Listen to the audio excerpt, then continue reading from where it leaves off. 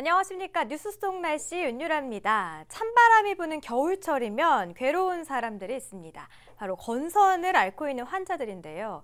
이 건선이 무서운 이유는 치료하지 않고 방치할 때 관절염 등 이런 합병증이 유발되기 때문이라고 합니다. 자, 오늘 뉴스 속 날씨 시간에서는요, 건선에 대해서 자세히 알아보도록 하겠습니다. 디오 메디컬 허브의 김고은 원장 나오셨습니다. 원장님 어서 오세요. 안녕하세요.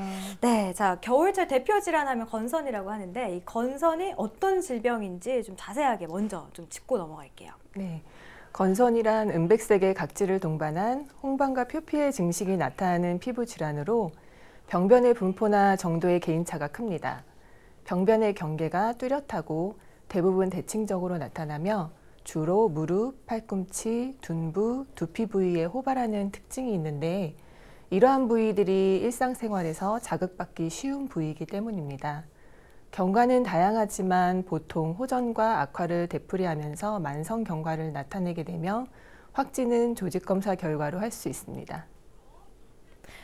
사진으로 지금 화면으로 봤는데 조금 심하신 분들의 사진이었죠? 화면이었죠? 네. 자, 건선 증상이 이렇게 조금 심해지는 이유, 겨울에 특히 심해지는 이유 뭐가 있을까요? 피부의 여러 가지 기능 중 가장 중요한 것은 외부의 자극으로부터 우리 몸을 보호하는 것이라고 할 수 있겠는데요. 네. 온도와 습도가 낮아지는 겨울이 되면 피부는 땀 분비를 줄이고 피지를 적절하게 조절하여 체온 조절을 하는 역할을 하게 됩니다. 그러나 건선 피부의 경우에는 정상적인 조절 능력이 정상 피부보다 떨어져 있기 때문에 피부가 기후의 변화에 적응하는 능력도 떨어져 있습니다. 건선 피부의 가장 뚜렷한 특징 중 하나가 표피의 빠른 증식으로 각질 형성세포가 증가해서 피부가 두꺼워지는 현상인데요. 주위 환경이 건조할수록 각질 형성이 점점 증가되어 겨울철에 건선이 심해지게 되는 것입니다. 그러니까 겨울철이 되면 대기가 건조한 데다가 여기에 우리 피부에서 나오는 그런 땀이나 피지의 분포도 좀 줄어들기 때문인 것 같은데 우리나라 전체 국민, 그러니까 100명 중에 1명에서 2명 정도가 건선으로 고생을 하고 있다고 들었는데 치료가 안 된다라는 질병이라는 인식이 많이 좀 나타나고 있는 것 같거든요. 어때요? 완치가 어려운 건가요? 네, 일반적으로 치료가 어려운 질병들의 공통적인 특징 중에 하나가 바로 정확한 원인이 밝혀지지 않았다는 점인데요. 네. 건선도 이러한 질병 중에 하나입니다. 현재까지는 유전적 요인 하에 개인의 생활과 환경적 요인이 유발인자로 작용하며 면역학적 요인에 의해서 각질 형성세포가 증식이 되고 염증 반응이 일어나는 것으로 해석이 되고 있습니다. 또 완치를 어렵게 하는 하나의 요인 중 하나가 중도의 치료를 포기하는 환자가 많다는 것인데요. 건선은 만성적인 경과를 보이는 질병이기 때문에 장기적인 치료가 중요합니다. 그런데 우리나라의 경우 1년 이상 치료를 지속하는 환자의 비율이 14% 정도밖에 안 된다고 합니다. 따라서 처방받은 약물을 꾸준히 잘 사용하는 것이 완치율을 높이는 방법이라고 할 수 있겠습니다. 네. 그러니까 계속해서 치료를 하는 게 가장 중요하겠네요. 중도에 포기하지 않고요. 사실 이 건선의 증상 중에 하나가 뭐 좁쌀 반점이나 아니면 뭐 각질이 일어난다는 건데 그렇다고 해서 사람들이 뭐 이걸 심각하게 여기고 바로 병원을 찾는다거나 이렇지 않잖아요. 자, 그런데 합병증이 더 무섭다고 하던데요. 사실 건선은 피부 병변이지만 몸의 면역체계 이상으로 나타나는 전신 질환이기 때문에 이와 관련되어 여러 가지 합병증이 나타나게 됩니다. 비정상적인 세포 교체는 피부뿐만 아니라 혈관에도 작용하여 당뇨병, 고혈압, 동맥경화, 심혈관 질환 등의 원인이 되며 건선염증이 관절에 침투해 건선관절염이라는 합병증도 유발합니다. 또 노출 부위에 심한 병변이 발생할 경우 대인 기피증 및 우울증 등과도 관련될 수 있습니다. 그렇겠네요. 근데 건선을 그 병의 분류로 나눠봤을 때 피부병 중에 하나잖아요. 네. 근데 뭐 건선 환자의 한 10%에서 20% 정도가 관절염 환자라고 이야기를 들었거든요. 어떤 관계가 있을까요? 건선이 염증성 질환이다 보니까 염증 세포들이 손가락과 발가락을 시작으로 관절을 공격하면서 관절염이 건선의 합병증으로 동반되게 됩니다. 네. 초기에는 아침에 손가락, 발가락 관절에 뻣뻣한 느낌이 드는 정도지만 심해지면 관절이 파괴될 정도로 위험해질 수 있는데요.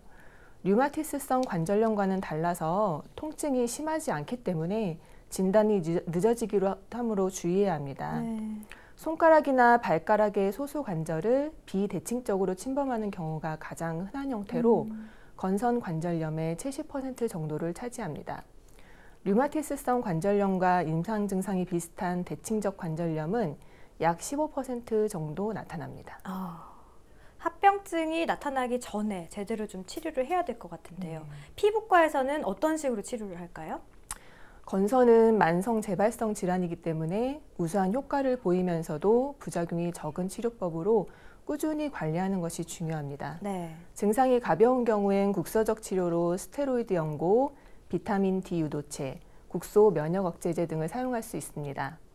증상이 심한 경우엔 광선 치료를 병행하거나 전신요법으로 스테로이드, 비타민 A 유도체, 그다음에 면역 억제제 등을 복용합니다. 네. 전신요법의 경우 부작용이 동반될 가능성이 크기 때문에 국소요법에 반응이 없는 경우나 아니면 병변이 심한 경우에만 제한적으로 적용이 됩니다. 그렇군요. 그런데 모든 병이 그렇듯이 치료보다는 사실 예방이 더 중요하잖아요. 올바른 생활 습관이 중요할 것 같고 그 중에서도 또 큰 영향을 받는 것 중에 하나가 음식인데요. 어떻게 해야 될까요? 일단 겨울철 실내 난방은 20 내지 22도, 습도는 40 내지 60%를 유지하고 자주 실내 환기를 해주는 것이 좋습니다. 네. 잦은 목욕은 피부를 더 건조하게 함으로 피하고 비누 대신 오일이나 비누 대용품을 사용하고 샤워 후에는 꼭 보습제를 발라주는 습관을 들여야 합니다. 운동 중에 다치거나 칼에 베이는 일, 심하게 긁는 일, 때미는 일 모두 피부에 자극이 되어 건선을 유발할 수 있기 때문에 주의해야 합니다. 여성의 경우엔 속옷이나 장신구로 인해 지속적으로 피부가 압박받는 것을 피해야 합니다.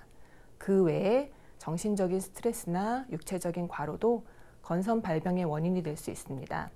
술, 담배, 맵고 자극적인 음식, 기름에 튀긴 음식, 밀가루 음식, 당 지수가 높은 음식, 육류 등은 건선을 악화시키므로 피하는 것이 좋습니다. 특히 우유, 요구르트, 치즈, 버터 등의 유제품은 인슐린에 대한 저항성을 높이는 인슐린 유사 성장인자의 수치를 높이기 때문에 제한해야 합니다. 일부에서는 인스턴트나 패스트푸드가 건선을 악화시킨다는 주장도 있습니다.